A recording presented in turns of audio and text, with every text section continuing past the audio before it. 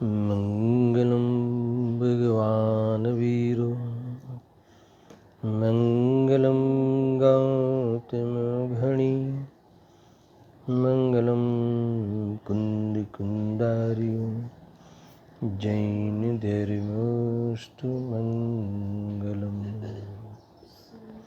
सर्वमंगलमांगल्यं सर्वकल्याणकारकं प्रधानं सर्वधर्माणां जैनं जयतु शासनं जैनं जयतु शासनं।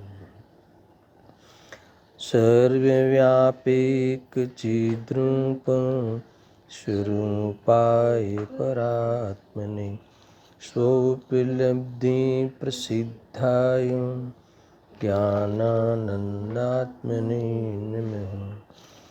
आत्मरूपेण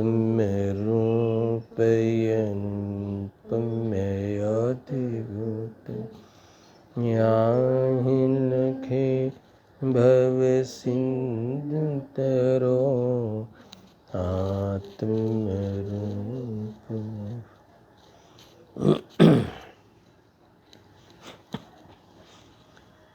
प्रवचन सार सुपरिणाम अधिकार गाथा 88वीं चलेगी आज। उत्थानिका में आचार्य देव कहते हैं, इस प्रकार मोक्ष के उपायभूत जिनेश्वर के उपदेश की प्राप्ति होने पर भी पुरुषार्थ अर्थ क्रियाकारी हैं, इसीलिए पुरुषार्थ करता है, अर्थात पुरुषार्थ करना चाहिए। कहाँ से बात आई? यानी पूर्व की गाथा में क्या स्वाध्याय करना चाहिए, तो उस स्वाध्याय की विषयभूत अथवा स्वाध्याय में कौन सा विषय लेना चाहिए उसकी चर्चा परिचय कराया। यानी क्या सुनना चाहिए। भगवान ने जो जिनेंद्र कथित जो अर्थों की व्यवस्था है, पदार्थों की व्यवस्था है, वह हमें सुनना चाहिए, समझना चाहिए। ये बात पूर्व में आई थी। अब यहाँ कहते हैं कि उस मोह के क्षय में निमित्त बनने वाली जो ये वास्तव में विषय इस वस्तु है, मोह के क्षय में निमित्त बनने वाली जो विषय वस्तु है, वो हमें पूर्व की गाथा में बता दिया। मोह के क्षय करने के लिए हमें शास्त्र में क्या पढ़ना चाहिए, कौन सी विषय वस्तु पे विशेष ध्यान देना चाहिए, उसकी चर्चा करी। अब यहाँ खास बात करते हैं कि चलो तुमने सुना, पर सुनकर फिर क्या करना, तो पुरुषार्थ करना चाहिए, है ना। अर्थात लिखा है कि पुरुषार्थ अर्थ क्रियाकारी है, यानी पढ़ने के बाद पुरुषार्थ प्रयोजनभूत क्रियाकारी है। प्रयोजनभूत क्या है? पुरुषार्थ। पुरुषार्थ करना क्रियाकारी है, अर्थात जरूरी है, कर्तव्य है। अगर सुन लिया, कभी कभी व्यक्ति सुनने को ही पुरुषार्थ मान लेता है। सुनना 9वें अधिकार में ये बात आई है कि सब लोग शास्त्र तो बहुत सुनते हैं।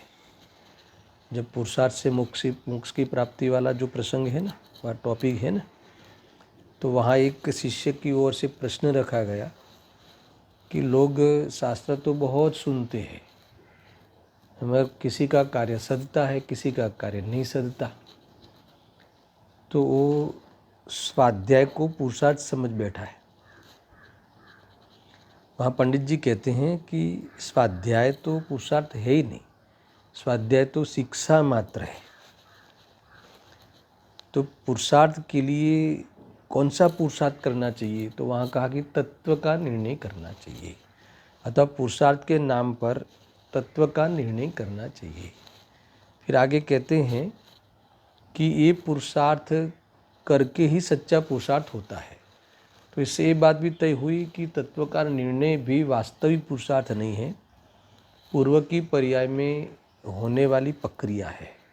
पेट का पुरुषार्थ जो हम लोग कहते हैं गर्भित सुत्ता के रूप में, यानी करने के लिए कहा जाए तो क्या करना, तो कि तत्व निर्णय करना, तत्व के निर्णय हुआ हो तो दृढ़ता करना, मगर उसकी प्रतीति हो जाना, उस रूप हमारी मान्यता हो जाना, उस रूप मान्यता का परिणमन हो जाना, समझ में ना, अभिप्राय पलट जाना, वही सच्चा पुरुषार्थ है। तो उस पुरुषार्थ के लिए पूर्व में तत्व का निर्णय किया जाता है और तत्व का निर्णय करने के लिए शिक्षा ली जाती है। तो स्वाध्याय तो शिक्षा मात्र है। तो ये बात भी यहाँ कहीं न कहीं झलकती है कि तुमने स्वाध्याय किया, स्वाध्याय क्या करना चाहिए तो वो भी तुमने कर लिया। वही विषय भगवान के उपदेश में जो मोह के क्षय के लिए जो उपाय आया है, सुनने के लिए जो विषय वस्तु है, वो सिलेबस भी तुमने कर लिया, सब कर लिया। मगर यहाँ कहते हैं कि अब सुनकर समझकर संतुष्ट नहीं हो जाना, या उसी को ही धर्म अर्थात पुरुषार्थ मत मान लेना।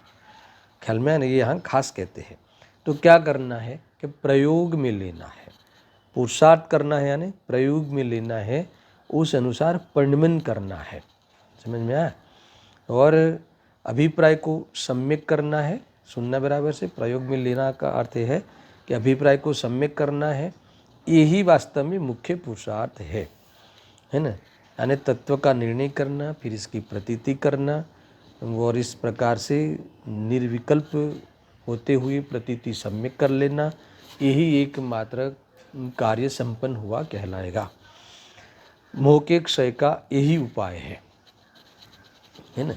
सुनने के बाद मोह के क्षय का उपाय तो करना चाहिए कि नहीं करना चाहिए, तो ये बात यहाँ कही है। मोह तोड़ना चाहिए, भ्रांति तोड़नी चाहिए, कषाय का अभाव करना चाहिए, कषायों को हनना चाहिए। ऐसा इधर ऐसा शब्द लिखा है, हनता है ना, ऐसा लिखा है। देखो मैं पढ़ता हूँ, बाद में आगे विचार करते हैं। जे पामी जिन उपदेश हण तो राग द्वेष विमोहने, ते जीव पामे अल्पकाल सर्व दुख विमोक्षणे।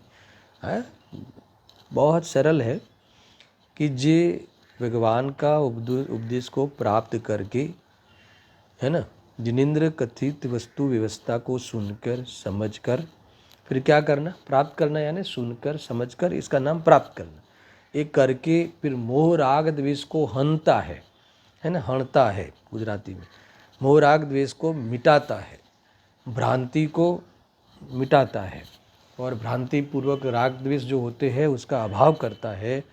तो वो अल्प काल में सर्व दुखों से मुक्त होकर मोक्ष को प्राप्त होता है। इतनी बातें कही। अब टीका में कोई खास शैली से बात कही है, तो पहले मैं इसकी मौलिक चर्चा करता हूँ, इसके बाद में टीका भी पढ़ूंगा। सुनना बराबर से, अद्भुत चर्चा है ये। देखो ये बात कही ना, ये अपने उत्थानिका में, पुरुषार्थ अर्थ क्रियाकारी है। पुरुषार्थ का ही प्रयोजन रखना, सुनने में सुनने का प्रयोजन नहीं है।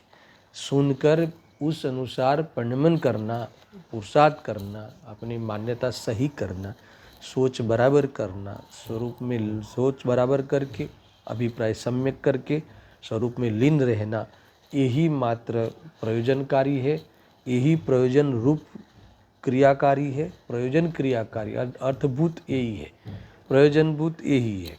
अगर ये हमने ये प्रयोजन नहीं साधा तो कुछ नहीं होगा, सुनने से कुछ नहीं होता, है ना। अभी ये टीका में इस बात को विशेष खोला है, उससे पहले थोड़ी मौलिक चर्चा करते हैं। देखो कि शास्त्र का स्वाध्याय करने का उपाय तो बताया, सुनना, परंतु अब कहते हैं कि शास्त्र के स्वाध्याय से तुमने आत्मा को जान भी लिया, है ना। आत्मा को जानने की बात कही थी ना 80वीं गाथा में, कि जो आत्मा को जानता है वो उसका मोक्ष को प्राप्त होता है। अरिहंत को जानकर अपने स्वरूप को जानता है, अपने आत्मा को जानता है, उसका मोक्ष को प्राप्त होता है। तो ये कहते हैं कि तुमने शास्त्र के माध्यम से आत्मा को जान लिया, तो यहाँ कहते हैं कि उतने मात्र से कुछ भी नहीं होगा। सुनना, अभी भी थोड़ी देर पहले कहा ना, वो तो शिक्षा मात्र है, सीख लिया तुमने। तो यहाँ कहते हैं कि उतने मात्र से कुछ भी नहीं होगा। तो कोई ऐसा कहता है कि फिर सुने ही क्यों, फिर जाने ही क्यों, है ना। और इसका उत्तर इन्होंने टीका में दिया है, जाने ही क्यों। कोई ऐसा कहे कि जब वो शास्त्र से कुछ नहीं होता, शास्त्र के स्वाध्याय के से जान भी लिया आत्मा, तो भी इसका कोई मतलब नहीं, कुछ नहीं, तो ऐसा नहीं पढ़ने की दिशा में क्यों सोचते हो, यानी कुछ और बाकी रह गया उस दिशा में क्यों नहीं सोचते। तो ख्याल में आया लोग, ठीक है तो फिर आज के बाद नहीं पढ़ेंगे, है ना। कदाचित कोई पहले ही दिन आया और पहले ही दिन वो चलता हो कि शास्त्रीय स्वाध्याय, है ना, वो तो जड़ की क्रिया है, शास्त्रीय स्वाध्याय करने का भाव तो शुभ भाव है, वो तो उपादेय नहीं है, हे है, छोड़ने योग्य है ना, उससे कोई मुक्ति प्राप्ति नहीं होती। तो फिर वो व्यक्ति ऐसा कहकर निकल जाए कि जब यहाँ शास्त्र स्वाध्याय करने का निषेध करते हैं तो शास्त्र का निषेध नहीं किया है, कुछ और बताना है, तुम समझना, है ना। देखो ये बात महत्वपूर्ण समझना है। महत्वपूर्ण इसलिए है कि शास्त्र सुनकर कुछ और बाकी रह गया, समझ में आया ना। क्या बाकी रह गया, तो क्या पुरुषार्थ करना बाकी रह गया। वो बात इस गाथा का मूल हार्द है, वही इस गाथा का मर्म है। तो देखो यहाँ उस प्रकार से टीका में भी समझाया है कि ऐसा कहते हैं कि जैसे युद्ध के लिए शत्रु को हराना हो युद्ध में, तो पहले क्या करते हैं हम, वो हराने के लिए युद्ध के लिए जो हथियार यूज़ करते हैं तो हथियार का परिचय करते हैं, बराबर है। फिर हथियार चलाने की कला में पारंगत होते हैं, इतना पूर्व में करते हैं ना। अभी युद्ध के मैदान में उतरा, फिर क्या करना चाहिए, उसका इस्तेमाल करना चाहिए ना, जो कला सीखी है। तो वहाँ कहते हैं कि जब युद्ध के मैदान पे अगर वो भाषण देने बैठ जाए, अर्थात ये परिचय कराने बैठ जाए कि देखो इसे तलवार कहते हैं, इसे भाला कहते हैं, इसे ये कहते हैं, इसे वो कहते हैं, है ना, इसका ये नाम है, या फिर इस प्रकार से चलाना चाहिए तलवार, इस प्रकार से चलाना चाहिए, ऐसा वहाँ बातें करने बैठ जाए तो शत्रु उसके ऊपर चढ़ाई कर देगा। समझ में आया कि नहीं। तो वहाँ तो समझो सिखाना बताना नहीं है, वहाँ तो चलाना है। ये सिखाना बताना वो सिर्फ तो पूर्व की प्रक्रिया थी, है ना। फिर शुद्धोपयोग के लिए फिर किसी को बताना, किसी को सिखाना, फिर इस गाथा में ये कहा है, उस गाथा में वो कहा है, ऐसा कहकर स्मरण करना, ऐसा नहीं है। फिर तो अपने उदयों में इसे बराबर उतार कर, है ना, अपने उस संजोगों में, अपने होने वाले परिणामों में ये सच्चे ज्ञान को हाजिर करके बराबर वेद ज्ञान करके हमें आगे बढ़ना है। यहाँ ये बात मुख्य है। देखो कुल मिला के ये कहना है एक पंक्ति में कि यानी प्रयोग में लेना है। अगर प्रयोग में नहीं लेगा, अगर इसका मतलब, तो बाकी सब सीखा सिखाया सब व्यर्थ हो जाएगा। यानी कुल मिला के प्रयोग करना चाहिए, सही प्रयोग करना चाहिए, सही इस्तेमाल करना चाहिए। मूल बात ये है, अगर प्रयोग नहीं किया तो ये सब सीखा सिखाया पानी में गया, है ना। एक द्रव्य दूसरे द्रव्य का नहीं करता, द्रव्य गुण पर्याय से सब द्रव्य पूर्ण है।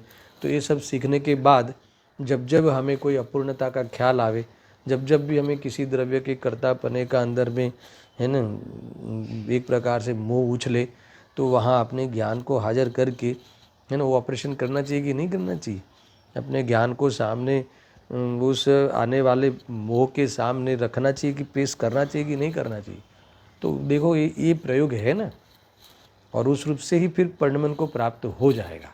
तो ये यहाँ कहते हैं अगर ये नहीं करता, सीख लिया मात्र और सिखाने लगा, तो ये कहते हैं कि कोई काम नहीं आता। जब तुम्हारे सब ये चीज़ उदय में आती है, जब तुम्हारे प्रसंग आते हैं, मोह राग द्वेष का प्रसंग निरंतर चलता है, तो उसमें ये उतारना चाहिए था, इसका प्रयोग करना चाहिए था, है ना। इस तत्व ज्ञान जो सीखा है उसको इसके ओर से निर्णय करना चाहिए था, है ना। सत्य क्या है उसका निर्णय करना चाहिए था, सत्य का पक्ष लेना चाहिए था। तो ये सब तो करता नहीं, तो फिर बाकी सब सिखाया व्यर्थ ही गया ना। नहीं तो क्या क्या मतलब है सीखा हुआ। मैं तो 15 साल से पढ़ता हूँ, मैं तो दिन के 6-6 घंटा पढ़ता हूँ, बस तुम बोलते रहे दुनिया में, तू बताते रहे और मतलब कि मान कसाय का पोषण करते रहे, इससे कुछ नहीं होने वाला है। देखो, जो सीखा है उसकी यूटिलिटी करना, ये बहुत बड़ी बात हमें एक गाइडलाइन दे दी आचार्य देव ने, है ना। उसकी यूटिलिटी करना, इसकी उपयोगिता हमें समझना चाहिए। देखो, उदाहरण के तौर पे जैसे कोई व्यक्ति ने डॉक्टरी करी, सुनना है ना, डॉक्टर का यानी मेडिकल में पढ़ा, डॉक्टर भी हो गया। अब इसके बाद वो कपड़े की दुकान खोल देता है, कपड़े की दुकान खोल के बैठ जाता है, तो उसका जो डॉक्टरी का जो पढ़ा था वो तो फालतू में गया ना, व्यर्थ गया ना। ऐसा होता भी है बहुत जगह। या आपने बिजनेस पे बैठ जाता है तो कितना नुकसान किया, ख्याल में आ रहा है। तो लौकिक दृष्टि से भी देखे तो सरकार की एक सीट का नुकसान किया। कोई एक व्यक्ति अच्छा डॉक्टर बन सकता था, तो एक सीट चली गई ना, वो तो माप की सीट होती है, तो एक सीट का नुकसान किया। दूसरा, माता पिता की वो पूंजी थी, पैसा, उसका नुकसान किया, उसमें पैसा भी काफ़ी लगता है पढ़ने में। तीसरा, स्वयं के उपयोग का नुकसान किया, 5 साल उसमें गया ना। तो ये सब यहाँ कहते हैं कि नुकसान हुआ, इतना बड़ा नुकसान हुआ। अगर इसने अगर प्रयोग नहीं किया, जो डॉक्टरी पढ़ी थी, अगर उसी का ही प्रयोग, उसको प्रयोग में नहीं लिया, इसकी यूटिलिटी नहीं की, तो ये सारा नुकसान वहाँ हुआ, ये यहाँ कहते हैं। इस प्रकार अब यहाँ सुनना है ना, ऐसा भी यहाँ इसमें अभी मोक्ष मार्ग में यहाँ भी समझना चाहिए कि शास्त्र बड़े आत्मा को तो जाना, परंतु यहाँ कहते हैं कि अनुभव तो नहीं किया, है ना। अनुभव नहीं किया, भेद ज्ञान नहीं किया, तो फिर क्या फायदा।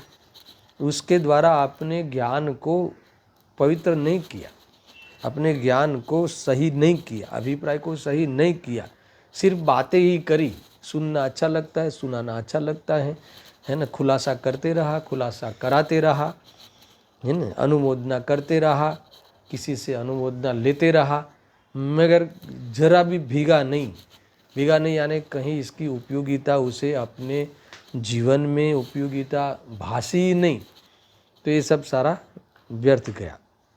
ये बात को यहाँ पुशअप करते हैं, और हो सकता है कि हमारे पे उंगली उठ सके, क्योंकि हम सब लोग स्वाध्यायी हैं। स्वाध्याय तो खूब करते हैं, सुनते हैं, सुनाते हैं, समझते हैं, परीक्षाएं देते हैं, और भी चर्चाएं करते हैं, चर्चाओं का प्रोग्राम रखते हैं। अभी तो ऑनलाइन इतनी चर्चाएं चलती है, गोष्ठियाँ रखते हैं, मगर कभी ये श्वास नहीं लेता शांति से कि ये सुनना सुनाने का भी तो शिक्षा है, कब तक पढ़ेगा। मैं तो कई बार प्रवचनों में कहता हूँ कि हम हर रोज़ सुबह आ जाते हैं और यहाँ नक्की करते हैं मंदिर में कि मैं गायक हूँ, तो मैं गायक हूँ ऐसा कितनी बार नक्की करना है तुम्हें, है ना। हर रोज़ सुबह आके देखो, तुम्हें तुम्हारा परिचय करना हो कि मैं दर्शन हूँ, मैं फलाना व्यक्ति हूँ, तो ये तो अच्छा लगेगा क्या। एक बार बता दिया कि तुम ये हो, है ना, फिर ये हूँ, तो फिर वो मैं देह आदि में नहीं हूँ, तो उस तरफ की रुचि घटनी चाहिए, स्वभाव की रुचि बढ़नी चाहिए। ये सारी बातें तो हम ध्यान देते नहीं। तो यहाँ ये बात को यहाँ कहते हैं, देखो, जो मेरा ये कहना है कि पढ़ने का निषेध नहीं है, ध्यान रखना, है ना। ये तो जो पढ़ते नहीं हैं उसको पढ़ने की महिमा करेंगे, स्वाध्याय की महिमा बताएंगे, और जो मात्र पढ़ते हैं उसे यहाँ प्रयोग करने की महिमा करेंगे, अथवा तो प्रयोग करने की, अथवा तो उसकी उपयोगिता को याद कराएंगे कि तुमने एक द्रव्य दूसरे द्रव्य का करता नहीं है, तुमने सुना था कि नहीं, तुमने सिद्ध किया था कि नहीं, तो उसको साधना चाहिए कि नहीं। तुम्हें जब कोई कर्तापने का जहर चढ़े दिमाग में, है ना, परिणामों में, तो उस जहर के सामने इस अमृत का सेवन करना चाहिए कि नहीं। आत्मा आकर्ता है, ज्ञाता दृष्टा है, तो वो तुम हाजिर क्यों नहीं करते, अपनी सच्ची बात तुम मोह के सामने क्यों नहीं रखते। तो ये यहाँ कहते हैं, समझ में आया ना मैं जो जहाँ से कहता हूँ। देखो, पढ़ने के लिए भी तो देखो इसलिए कहते हैं सुनना। अभी जो कोई व्यक्ति ऐसे भी होते हैं कि पढ़े नहीं और प्रयोग करे, स्वाध्याय करे नहीं और अपनी बुद्धि से, है ना, मोह के अभाव का उपाय करे, तो उसका अहित हो जाएगा। इसलिए पढ़ना चाहिए, फिर उसको प्रयोग में लेना चाहिए। दो बातें बराबर ख्याल में रखना जो मैं कह रहा हूँ कि देखो, ऐसा है कि कोई व्यक्ति डॉक्टरी तो पढ़े नहीं, है ना, और हॉस्पिटल खोल देवे, तो क्या होगा। शिक्षा के बाद दीक्षा आती ना, शिक्षा लेवे नहीं, उसका नॉलेज लेवे नहीं, और फिर सीधी हॉस्पिटल खोल देवे, तो खतरे में है। स्वयं भी खतरे में है और उसके निमित्त से जो मरी जाएंगे वो भी खतरे में है। समझना सारी पूरी बात, मेरा इशारा है ना। स्वयं तो वास्तव में जेल होने ही वाली है, 1-2-4 को मारेगा ही मारेगा। समझ में आया कि नहीं? उसको उससे बनी नॉलेज नहीं है, ऐसा है ना। इस प्रकार से देखो, यानी कुल मिला के इस पॉइंट पे आ जाओ कि पहले आगम का अभ्यास करना चाहिए, फिर इसके बाद प्रयोग करना चाहिए। 17वीं 18वीं गाथा आपने पढ़ी हो समय सार की, तो इसमें आता है ना मोक्षार्थी को सबसे पहले क्या करना चाहिए। तो क्या सबसे पहले क्या करना चाहिए कि जीव राजा को जानना चाहिए, आत्मा को जानना चाहिए। फिर जानने के बाद क्या करना है ना, ये बात भूल जाता है तो फिर वो स्वाध्याय करके निकल जाता है, वापस वो भोगों में फंसता है। आगे क्या कहा आचार्य देव ने कि पहले जीव राजा को जानना चाहिए, फिर उसी का श्रद्धान करना चाहिए, है ना। तो वो ये पुरुषार्थ। फिर क्या करना चाहिए कि उसी का ही अनुसरण करते रहना चाहिए, यानी उसमें लीन होना चाहिए, है ना? पहले शास्त्र से जानना चाहिए, फिर यथार्थ श्रद्धान ज्ञान होता है, इसके बाद उपयोग उसमें लीन होने का पुरुषार्थ विशेष करता है। तो ये प्रकार की यही वास्तव में साध्य की सिद्धि इस प्रकार से ज्ञानी करते हैं।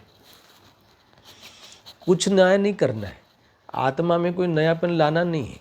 अनादि अनंत आत्मा कैसा है, अथवा मैं अनादि अनंत चैतन्य स्वरूप हूँ, ऐसा पहले शास्त्रों के माध्यम से उसे समझना चाहिए, जानना चाहिए, सिद्ध करना चाहिए, प्रूव करना चाहिए। अब प्रूव हो जाने के बाद फिर क्या करना, फिर क्या करना। श्रद्धा के लिए कोई स्वाध्याय नहीं होता, श्रद्धा के लिए फिर वो सामूहिक कोई प्रोग्राम नहीं होता। समझ में आया कि नहीं? श्रद्धा के लिए तो जब यही मैं हूँ, जब ये तुम्हारे समझ में आ गया तो यही मैं हूँ, इसमें प्रतीति हो जाती है, अथवा प्रतीति का पुरुषार्थ उठता ही उठता है। प्रतीति का पुरुषार्थ नहीं उठे तो समझ लेना कि उसकी गलतफहमी कहीं न कहीं अभी भी है, अर्थात तो स्वाध्याय आदि को ही कुछ इसने मान लिया है, समझने को ही धर्म मान लिया है। धर्म को समझने का नाम धर्म नहीं है। समझ में आया कि नहीं? भले धर्म समझता है धर्म, मगर उसका नाम धर्म नहीं है। आगे तो अध्यात्म में तो उसको अधर्म कहेंगे। अधर्म यानी धर्म नहीं है। लोग अधर्म यानी कुधर्म के खाते में ले जाते। धर्म यानी वितरागता नहीं है, वो विकल्प है, निर्विकल्पना नहीं है। ये सारी बातें समझना। देखो, मूल बात है यहाँ, खास बात ये है कि जो हमने दिशनल अवधि पूर्वक आत्मा को जान लिया, सुनना बराबर से दर्शन बहुत महत्वपूर्ण बात है, क्योंकि स्वाध्याय तो अभी बहुत होने लगा है ना। इतना अतिरेक स्वाध्याय का हो रहा है कि स्वाध्याय करके जो करना है वहाँ तक जीव पहुँचता ही नहीं। समझ में आया ना? स्वाध्याय बस सुबह से लेके ये प्रवचन, फिर इसके बाद ये प्रवचन, फिर इसके बाद ये प्रवचन। तो मैं अभी भी फिर से कहता हूँ कि मैं उसका निषेध नहीं करता, वो करके फिर क्या करना, तुम्हारे जीवन में इस बात का कहाँ अप्लाई, इस बात का कहाँ क्या रोल है ना, वो कहाँ लागू होती हैं।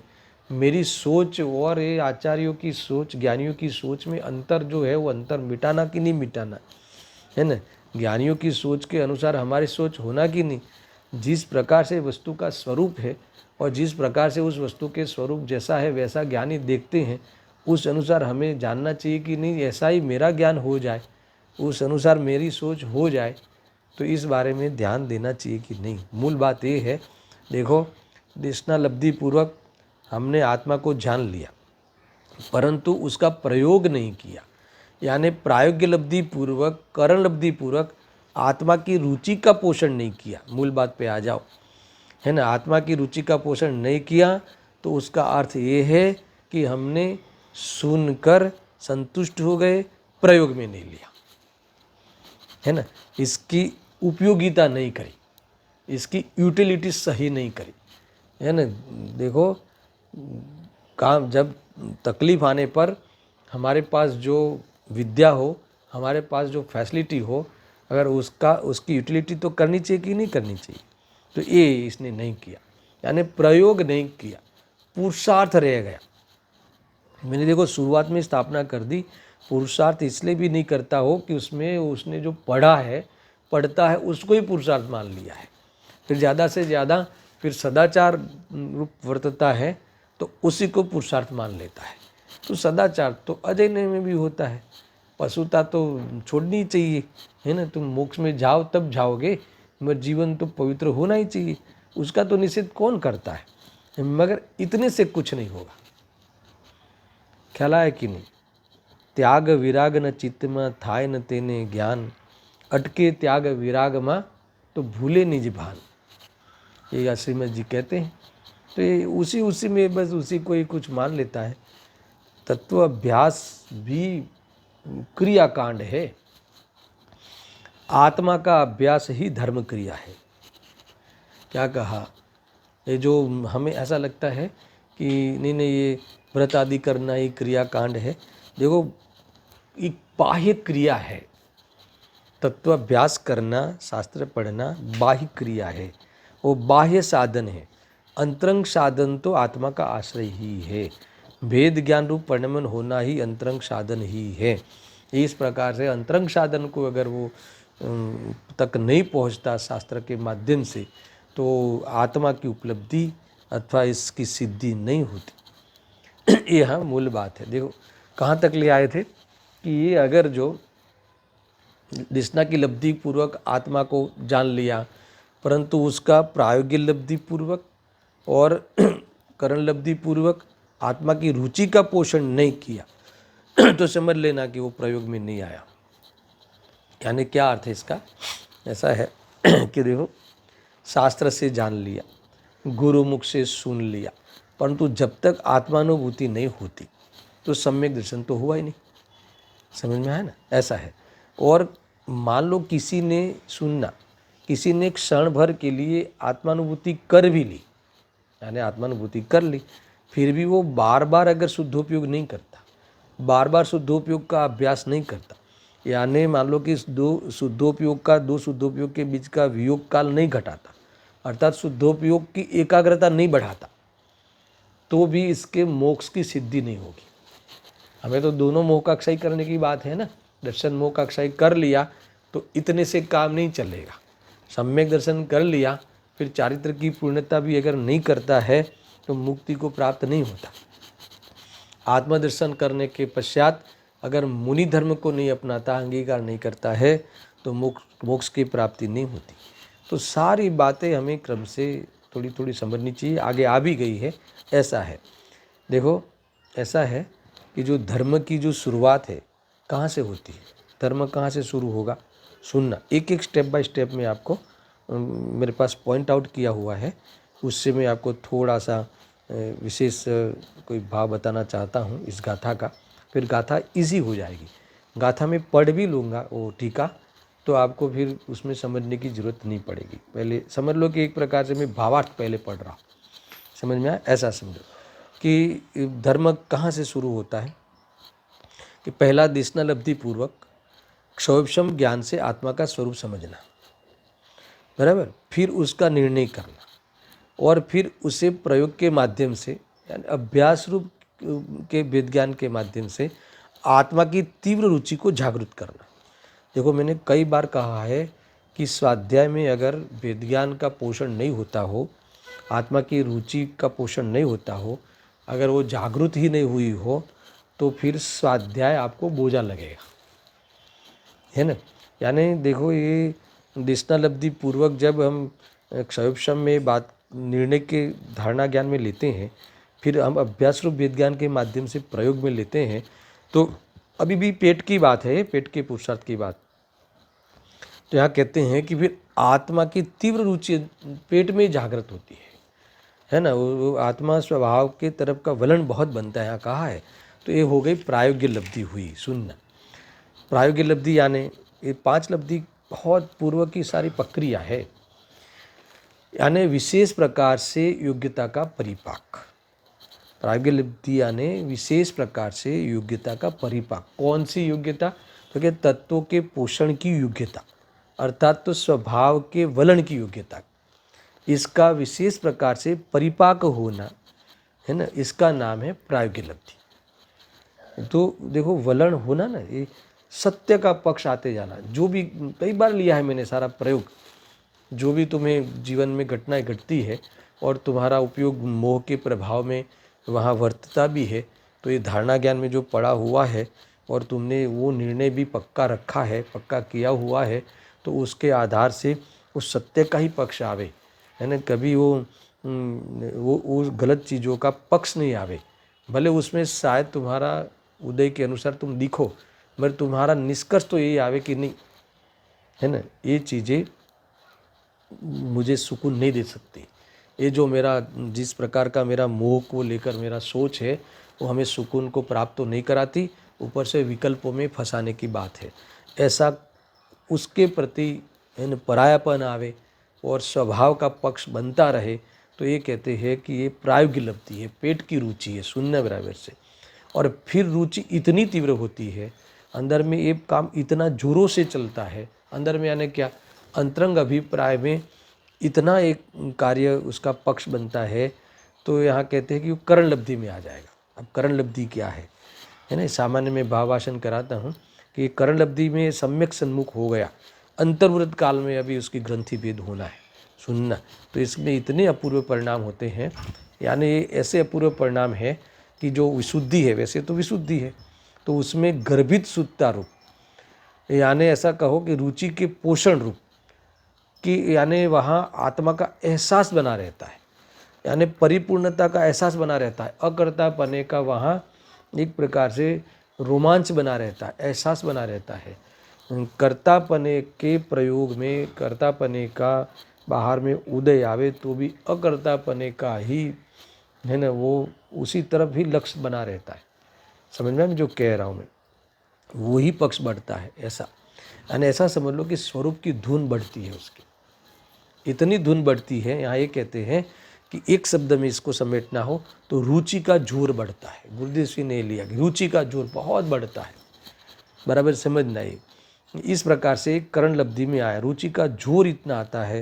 ये जोर कोई सामान्य बात नहीं है, कोई शुभ भाव की मुख्यता नहीं है। शुभ भाव के काल में, उस लायक विशुद्धि के काल में, ये तत्व के बोध के अनुसार जीवन में उस सत्य का पक्ष आने रूप जो जीवन है, उसमें रुचि का जोर बहुत बढ़ता है कि अभी तड़फड़ करने वाला है।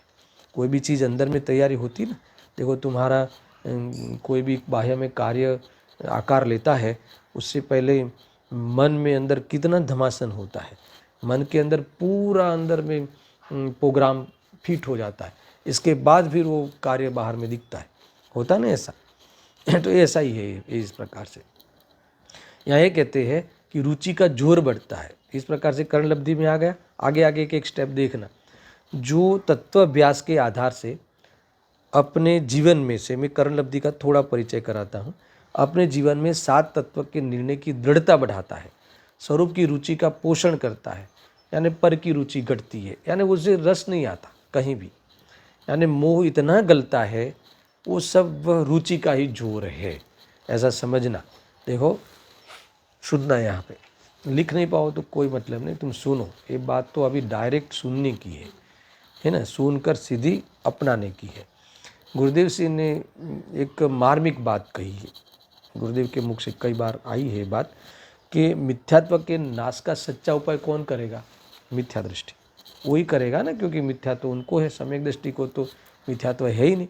इसका अर्थ है कि सम्यक दर्शन का उपाय मिथ्यात्व की भूमिका में ही होगा। ठीक है, मिथ्यात्व की भूमिका में ही सम्यक दर्शन का उपाय होगा ना।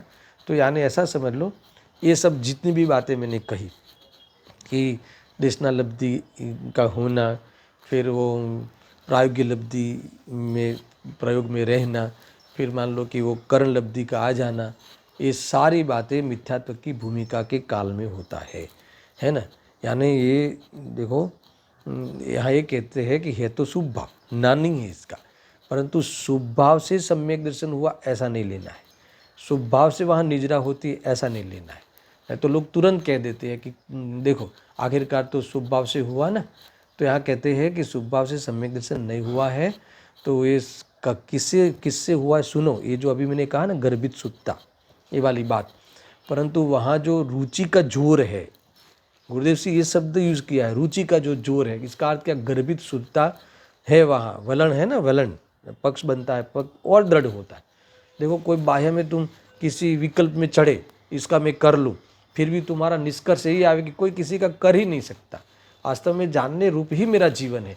वो बिना बोले या बोले बिना सोचे जो हमने धारणा ज्ञान में पढ़ा है उसी का ही पक्ष आवे, यानी बिना सोचे इसका अर्थ समझ में आया। वहाँ विकल्प में भले विचार नहीं हो, मगर ये अंदर का जो पक्ष बनता है अभिप्राय में विचार नहीं होता, अभिप्राय का पोषण होता है, सच्चे अभिप्राय का। ये यहाँ कहते हैं कि वो वास्तव में है ना, शुभ उपयोग होने पर भी ज्ञानी का ध्यान, अपने आत्मार्थी का ध्यान उस पर नहीं जाता। ये अंदर में जोर आता है, पक्ष बनता है। मैं तो बोल के बताने के लिए प्रयास कर रहा हूँ, मगर उसे ऐसा लगता है कि नहीं, उस लगने वाली बात है, भाषित होने वाली है, भाव भाषण। बाहर की चीज़ों में वो मेरा जो उपयोग वर्तता है वहाँ लाभ नहीं है, ऐसा भाषित होना। ये तो ये स्वभाव के ही पक्ष बनते रहना है ना। तो यहाँ कहते हैं, सुनना बराबर, तो वहाँ जो प्रायोगिक लब्धि है ना, वहाँ जो आपने कहा कि पहले निजरा बिजरा जो होती है, तो वहाँ जो 70 कोड़ा कोड़ी जो है मिथ्यात्व, वो अंत कोड़ा कोड़ी हो जाता है। इस प्रकार की गर्भित सुत्ता के कारण, वो स्वभाव के कारण नहीं। समझ में आएगी नहीं? वो तो स्वभाव तो एक वातावरण है वहाँ, क्योंकि शुद्धता नहीं है ना, इसलिए वहाँ है तो शुभ भाव। बस शुभ भाव के अंदर विशुद्धि जो कही, तो वहाँ जो पक्ष बनता है, अरे विशुद्धि के अंदर जो शुद्धता का अंश काम करता है, गर्भित शुद्धता का, वो मुख्य कारण है कि वो मिथ्यात्व को गलाता है। नहीं तो इतना उत्कृष्ट बंध हुआ हो 70 कोड़ा कोड़ी, अंतक कोड़ा कोड़ी कर देवे। अभी अंतर्मुहूर्त काल में तो वो अभाव हो जाना है उसको, मिथ्यात्व को, है ना, उपशम हो जाना है या क्षयोपशम अथवा क्षय हो जाना है, ख्याल में है ना। ये बातें यहाँ कही है। देखो, और भी तुम्हें मैं इस बात का प्रमाण देता हूँ कि ये गर्भित सुत्ता किस प्रकार से आई है। तो पंडित टोडरमल जी ने, सुनना, घुमट सार की टीका लिखी, तो उस टीका में इन्होंने ये असंख्यात गुणी निजरा के 11 स्थान बताए। देख लेना, उसमें पहला स्थान है सम्यक दृष्टि, चतुर्थ गुण स्थान, वो पहला स्थान है। किस चीज़ का? असंख्यात गुणी निजरा। फिर उन्होंने टीका में प्रश्न किया कि ये जो असंख्यात गुणी निजरा जो कहते हैं, तो चतुर्थ गुण स्थान में आपने असंख्यात गुणी निजरा कही, तो किससे असंख्यात गुणा, किससे असंख्यात गुणा, है ना, कंपैरिजन तुमने कराई ना, असंख्यात गुणी निजरा।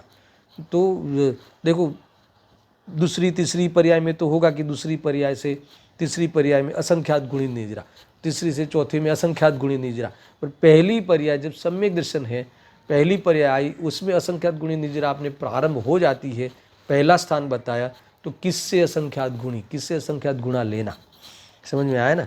तो वह क्योंकि पूर्व में तो मिथ्यात्व होता है, तो वहाँ ये पंडित जी जवाब देते हैं कि तुमने मिथ्यात्व को ही देखा है, पर वो सम्यक सन्मुख होता है।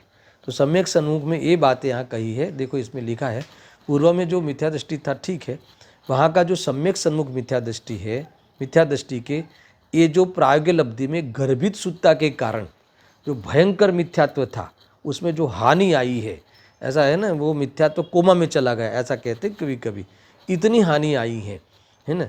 तो उससे वो जो मिथ्यात्व गल गया है ना, और स्वभाव का पोषण हो रहा है, सत्य का पोषण हो रहा है, उससे वो वास्तव में वो स्थिति 70 कोड़ा कोड़ी स्थिति अंत कोड़ा कोड़ी हुई है, उसका निमित्त पाकर। कोई शुभ भाव के कारण, तत्व विचार के कारण ऐसा नहीं, वो अंदर में वो गर्भित सुत्ता वाली बात वहाँ कही है ना।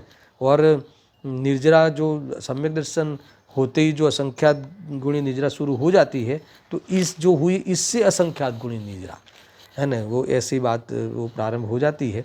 इन्होंने वहाँ कहा है, यही वास्तव में रुचि का जोर है, यही वास्तव में गर्भित सुत्ता है, यही वास्तव में प्रयोग में लिया कहलाएगा, यही वास्तव में अभ्यास रूप वेद ज्ञान है। सुनना, देखो, यानी उस भूमिका में, मिथ्यात्व की भूमिका में ये सब काम होता है ना।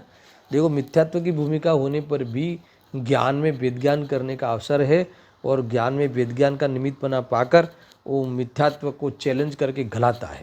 ये बहुत बड़ी बातें हैं। देखो, यहाँ वो उस भूमिका में भी गर्भित सुत्ता का जो प्रसंग अगर नहीं होता, अगर ये बात वहाँ वो गर्भ में कार्य की बात प्रसंग नहीं होता, तो मिथ्यात्व गलता हुआ नहीं होता, तो फिर पुरुषार्थ कैसे होगा? अगर मिथ्यात्व दृढ़ ही हो, शुभ भाव में अगर धर्म मानने वाला मानने वाले को तो मिथ्या तो दृढ़ ही होता है, तो फिर टूटेगा कैसे? तो वो तो शुभ भाव की तरफ लक्ष्य ही नहीं, वो शुभ भाव है, उसको पता है वो बंध का कारण है, ऐसा मानता हुआ वो जो अबंध स्वभाव का ही रस पोषण करता है, तब जाके मिथ्या तो जो अभिप्राय है अनादि का वो गलता है और फिर शुद्धोपयोग के काल में वो ग्रंथ होता है। ऐसा ये सब यहाँ तक तो पेट का पुरुषार्थ माना गया है ना, ऐसा समझना। एक प्रकार से ये कर्णान योग के आधार से नक्की हुआ। और सुनो कि हमने इसी लॉकडाउन में ये वाला सुना था ना, कौन सा, ये निमित्त उपादान की चिट्ठी पंडित बनारसी दास जी की, याद है सबको? तो उसमें इन्होंने कहा कि ये विशुद्धता में भी शुद्धता का अंश है, एक गर्भित शुद्धता को बहुत समझाया है ना। उसमें मैंने भी वहाँ बहुत खुलासा किया था उनके माध्यम से। तो अंत में एक बात लिखते हैं, किसी श्रोता ने कहा कि हमें तो ये आपकी बात गर्भित शुद्धता वाली बात समझ में नहीं आई। तो पंडित जी वहाँ कहते हैं कि देखो, बहुत समझाने के बाद कि जिनको समझ में आ गया हो उनके लिए तो कहते हैं शाबाश, और जिनको समझ में नहीं आया हो तो उनके भाग्य प्रमाण, इसमें मैं अभी कुछ नहीं कर सकता है ना, ऐसा कहकर बात को छोड़ देते। कुल मिला के इनको भी गर्भित शुद्धता, और वहाँ बहुत खुलासा से समझाया है हमने, तो बहुत इस पर काफ़ी स्वाध्याय किया है, ऐसा है। यहाँ ये कहते हैं, देखो, हाँ, यहाँ कहते हैं अरे जो प्रायोगिक लब्धि है, सुनना, इसमें 70 कोड़ा कोड़ी स्थिति वाला मिथ्यात्व का अंतः कोड़ा कोड़ी हो जाना, तो वो काम किसने किया? मिथ्या दृष्टि नहीं किया ना, वो सम्यक दर्शन वहाँ तो न शुद्धोपयोग है ना, कौन से बल से किया वो बताओ? तो वहाँ न शुद्धोपयोग है, न वहाँ आत्मानुभूति है। तो गुरुदेव सिंह कहते हैं कि रुचि के जोर से हुआ, ये वाला शब्द इन्होंने उस चिट्ठी में लिखा है, उसके प्रवचन में, कि वहाँ उनके रुचि के जोर से हुआ। किसकी रुचि के जोर से? अब सुनना, वहाँ तो इन्होंने शब्द यूज़ किया कि त्रिकाली ध्रुव की रुचि के जोर से हुआ, त्रिकाली ध्रुव भगवान आत्मा की रुचि के जोर से हुआ। अब बात ये आती है कि वहाँ न इनको आत्मानुभूति है, वहाँ न शुद्धोपयोग है, अभी तक उसने त्रिकाली ध्रुव भगवान आत्मा को देखा ही नहीं है ना, अनुभव ही नहीं किया, तो देखा ही नहीं, तो फिर रुचि का जोर कहाँ से आया? समझ में आया ना? तो फिर वहाँ गुरुदेव सिंह कहते हैं कि जो शास्त्र के माध्यम से सुना ना, उसे जो परिचय किया ना, तो वो उसकी महिमा सुनी, तो उससे रुचि का जोर पैदा हुआ है, ऐसा उन्होंने लिखा। सुनकर हुआ ऐसा, ऐसा कहते हैं। देखो, जिनवाणी का अभ्यास करके हमारी सोच को हम सही कर सकते हैं, उसको गति मिलती है। फिर यहाँ जो मार्ग बताया था, वो मार्ग का मार्ग जो उपाय अंतर ये है ना। स्वाध्याय को स्वाध्याय में पकड़ नहीं लेना, स्वाध्याय के माध्यम से जो हमारी सोच को हम बदलते हैं, जो हमारा अभिप्राय, जो सत्य अभिप्राय का पक्ष आता है और उसी का पोषण होता है, वही वास्तव में यहाँ जो मार्ग का मार्ग उपायंतर में बताया था वो घटित हो गया है ना। मार्ग यानी रत्नत्रय, निश्चय रत्नत्रय। उस मार्ग का मार्ग क्या है, उपाय क्या है? तो खाली स्वाध्याय नहीं, इस स्वाध्याय के माध्यम से अंतरंग में जो ये धमासन चलती है उसकी बात है। समझ में आना? यहाँ कहते हैं कि इस प्रकार से स्वाध्याय करे तो ही वास्तव में वो स्वाध्याय करना चाहिए, उसकी सार्थकता इसमें है। खाली पढ़ा लिया, पढ़ लिया, बता दिया, है ना, और ऐसे इतना ही नहीं, प्रयोग में लेना चाहिए। समझ में आया ना? ये अप्लाई करना चाहिए सादी भाषा में, ये बातें यहाँ आई है। देखो, यहाँ ये कहा ना कि रुचि का जोर कहाँ से आया? सुनकर पैदा हुआ। गुरुदेव सिंह ने ये शब्द कहा, ये रुचि का जोर भगवान आत्मा ने तो देखा ही नहीं, और आप बार बार कहते हो कि त्रिकाली ध्रुव भगवान आत्मा की जो रुचि का जोर हुआ, इससे वास्तव में 70 कोड़ा कोड़ी, अंत कोड़ा कोड़ी हो गई, अफड़ा तफड़ी हो गई, और अभी करण लब्धि में जाकर अपूर्व करण आदि विशेष परिणाम होकर अंतर्मत काल में ग्रंथि भेद होना है। तो इसमें ए वाला पूर्व का एक कार्य निमित्त बनता है। समझ में आया कि नहीं? तो रुचि का जोर बिना भगवान आत्मा के देखा नहीं, तो कैसे पैदा हुआ? तो उसके लिए और एक उदाहरण सुनो।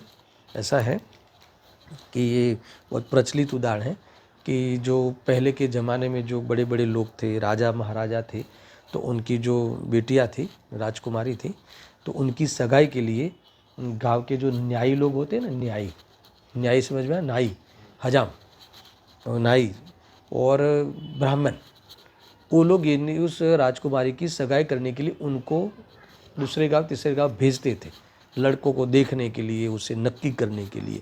तो वो लोग नक्की करके आते थे बस। सब वो कोई ऐसा पहले वो राजा वाजा जाते नहीं थे, वो गाँव का वो नाई जाता था, ब्राह्मण जाता था, और वो फिर वो बराबर देखे जो भी जिस प्रकार से देखना हो, और फिर लड़के से वो सगाई नक्की करके आते थे, सुनना बराबर से। फिर नक्की करके आवे तो फिर वो बेटी के बाप को तो सब कहेगा ना, माँ बाप को, कैसा है, ऐसा था वैसा था, इतना अच्छा है, ये गुण थे, बाहर में अनुकूलता है, सब बताता था वो। तो उस लड़की को नहीं बताता था। किसको बताता था? लड़की के माँ बाप को। सुनना, लड़की तो को सुनाता भी नहीं था, और इतनी मर्यादा पहले थी कि वो सुनने के लिए बैठ भी नहीं सकती थी। तुम्हें ताज्जुब लगेगा। तो फिर क्या करती थी वो लड़की? वो पीछे, दीवार के पीछे कान लगाकर सुनती थी। सुनना, ये बात मैं जो कह रहा हूँ, तो ये जब ये सुनती थी, पीछे छुपकर जो सुनती थी, तो मुझे बताओ, जो जिसको पता हो, तब सुनकर उसको रुचि जागृत हो जाती थी कि नहीं हो जाती थी? सुनकर उस लड़के के बारे में, अभी देखा नहीं है, सुनना, और फिर भी रुचि जागृत हो जाती थी। और पूरे दिन 24 घंटे में से 8-10 घंटा उसी की धुन रहती थी। जो सुना है ना उसने, तो किससे सुना था? नाई से, ब्राह्मण से सुना था। नाई से, ब्राह्मण से, जो लोग गए उनसे सुना था। सुनना, समझना। और वो सुनकर परिचय किया था, डायरेक्ट तो देखा नहीं है लड़के को, और सुनकर परिचय किया था, तो भी रुचि जागृत हो जाती है। तो ऐसे ही यहाँ कहते हैं, है ना, वैसे ही भगवान आत्मा को देखा नहीं है, अभी तक देखा नहीं है, अनुभव किया नहीं है, परंतु शास्त्र के माध्यम से, गुरु मुख से भगवान आत्मा का स्वरूप मात्र सुना है, सुनना बराबर, और सुनकर परिचय किया है, फिर युक्ति से बराबर प्रूव किया। वो फिर वो धुन रहती ना उसकी, तो वो फिर वो बाह्य में वो सारी बात प्रूव होती है, सिद्ध होती है वो वेद ज्ञान के माध्यम से। तो इसको प्रायोगिक लब्धि और करण लब्धि में जो रुचि के जोर का प्रसंग आया है, ये रुचि का जोर आया इस प्रकार से। ऐसा ये सब किसके कारण हुआ? जो कि वो स्वाध्याय के माध्यम से हुआ। तो स्वाध्याय देखो ऐसा है कि स्वाध्याय के माध्यम से अगर जो रुचि पैदा नहीं करता कोई, मात्र खाली स्वाध्याय करता है और रुचि पैदा नहीं करता, आत्मा का विलण नहीं बनता, अथवा नहीं उस तरफ ध्यान नहीं जाता, तो यहाँ कहते हैं कि वो जो व्यंग में ऐसा कहा है कि वो जो नाई और ब्राह्मण के द्वारा वो लड़के की बात सुनी ना उसने, और सुनकर जो उसको रुचि पैदा हुई, उस लड़की से भी ये गया गुजरा है। उसने तो नाई से सुना, तुझे तो सर्वज्ञ भगवान सुनाते हैं, तुझे तो गुरु सुनाते हैं, निर्ग्रंथ गुरु सुनाते हैं, शास्त्र जी सुनाते हैं।